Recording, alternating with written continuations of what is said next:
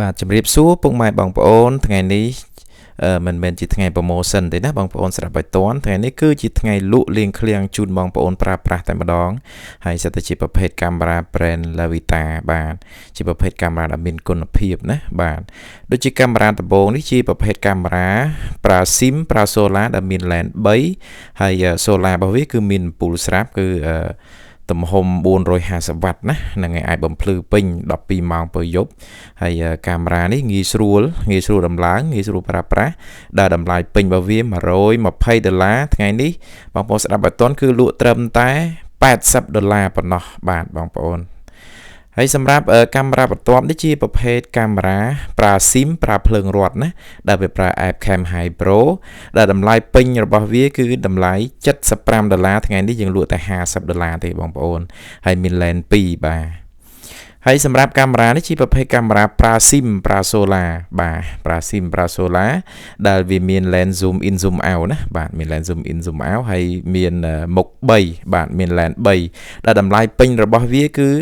$65ថ្ងៃនេះលក់តែ50ទេបងប្អូនណាហ្នឹងហើយបងប្អូនយកទៅប្រើទៅ brand Lavita ជា brand ដែលមានគុណភាព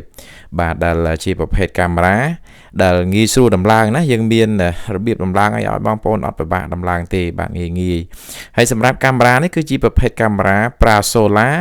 តែប្រើ Wi-Fi ណាអានេះ model ស៊េរីចាស់បងប្អូនអានេះដាច់ inox ណាប្រភេទដាច់ inox ប្រទេស solar របស់វាគឺធ្ងន់ដាច់ inox ណាហ្នឹងហើយអានេះបងប្អូនដែលគុណភាពបងប្អូនដែលម៉ូចាស់គាត់ស្គាល់ហើយគុណភាពរបស់វាតម្លៃរបស់វាគឺ$120បងហ្នឹងហើយថ្ងៃនេះយើងលក់ជូនតែ$50ទេអានេះធូរថ្លៃមែនទែនបាទសម្រាប់ model មួយនេះដែលវាស៊េរីចាស់យូរហើយតាំងពីឆ្នាំ2000មកហើយប្រភេទ model នេះបាទ model FU Box ណាបងប្អូនចាស់គាត់ស្គាល់ហើយសម្រាប់ពីរ model នេះវិញប្រភេទកាមេរ៉ាប្រើ Wi-Fi ណាប្រើ Wi-Fi ប្រើភ្លើងរត់របស់យើងមាន lens 3ហ្នឹងហើយតម្លៃវាដូចគ្នាណាជម្រើសយើងមាន2យើងចង់យកប្រភេទមួយណាក៏បានដែរពីរនេះដែលតម្លៃពេញរបស់វា$42ថ្ងៃនេះយើងលក់តែ$30ទេណាបងប្អូនស្ដាប់ឲ្យតាន់បាទលក់តែ$30ទេហ្នឹងហើយសម្រាប់ជូនបងប្អូនយកទៅប្រើប្រាស់ហើយសម្រាប់3 model នេះគឺតម្លៃដូចគ្នាណាតម្លៃវាពេញគឺ